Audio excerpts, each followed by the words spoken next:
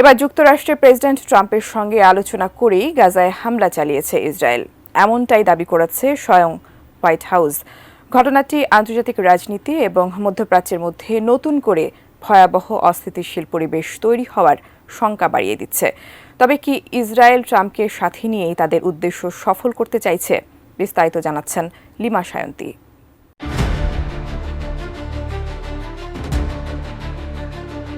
যুক্তরাষ্ট্রের president Donald ট্রাম্পের সঙ্গে আলোচনা করে গাজায় হামলা করেছে ইসরায়েল। হোয়াইট হাউস বলেছে, গাজায় সর্বশেষ হামলার আগে ট্রাম্পের সাথে পরামর্শ করেছিল ইসরায়েল। মূলত যুদ্ধবিরতির অবসান ঘটিয়ে ফিলিস্তিনের অবরুদ্ধ গাজা ভূখণ্ড জুড়ে ফের ব্যাপক আকারে বিমান হামলা শুরু করেছে ইসরায়েল। ভয়াবহ এই হামলায় নিহত ফিলিস্তিনিদের সংখ্যা পৌঁছেছে কমপক্ষে 170 জনে। নিহতদের মধ্যে রয়েছে শিশুরাও।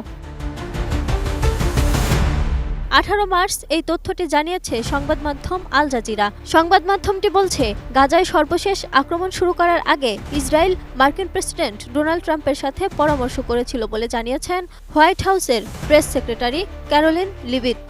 জীবনের সব আয়োজন এখানে একসাথে।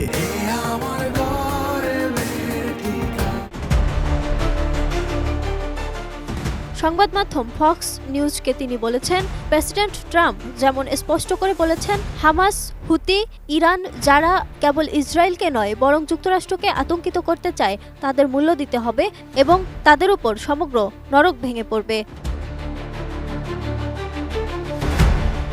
তিনি আরও বলেছেন, হুতি, হিজবুল্লাহ, হামাস, ইরান এবং ইরান সমর্থিত সন্ত্রাসী প্রতিনিধিদের উচিত প্রেসিডেন্ট ট্রাম্পকে খুব গুরুত্ব সহকারে নেওয়া, কারণ ট্রাম্প বলেন যে তিনি আইন মেনে চলা মানুষের পক্ষে দাঁড়াতে এবং যুক্তরাষ্ট্র তাদের বন্ধু ও মিত্র ইসরায়েলের পক্ষে দাঁড়াতে মোটেই ভয় পান না।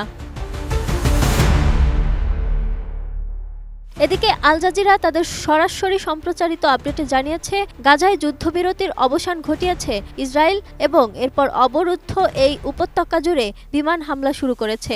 বর্বর এই হামলায় এখন পর্যন্ত কমপক্ষে 170 জন ফিলিস্তিনি নিহত এবং অন্যান্য আরও অনেকের আহত হওয়ার খবর পাওয়া গেছে। চলতি বছরের 19 জানুয়ারি হামাসের সাথে যুদ্ধবিরতি শুরু হওয়ার পর থেকে গাজায় এটি ইসরায়েলের সবচেয়ে বড় হামলা। এদিকে বিমান হামলায় হামাস কমান্ডার এবং রাজনৈতিক কর্মকর্তাদের লক্ষ্যবস্তু করা হয়েছে বলে ইসরায়েল দাবি করেছে। ইসরায়েলের সম্প্রচার কর্তৃপক্ষ জানিয়েছে, ফিলিস্তিনি সশস্ত্র আন্দোলনের জ্যেষ্ঠ ব্যক্তিত্বদের লক্ষ্য করে সর্বশেষ এই হামলা চালানো হয়েছে। ইসরায়েলি প্রধানমন্ত্রী বেনিয়ামিন নেতানিয়াহুর কার্যালয় জানিয়েছে, আলোচনা ব্যর্থ হওয়ার পর আবারও হামলা শুরু হয়েছে।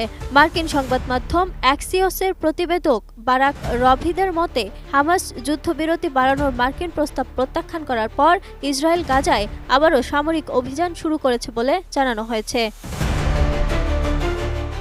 এছাড়া ইসরায়েলি সেনাবাহিনী জানিয়েছে, তারা গাজায় ব্যাপকভাবে আক্রমণ চালাচ্ছে।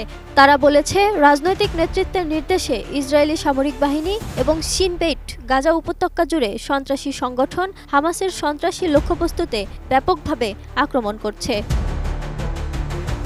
Lima Sayanti, desk report, 18 news.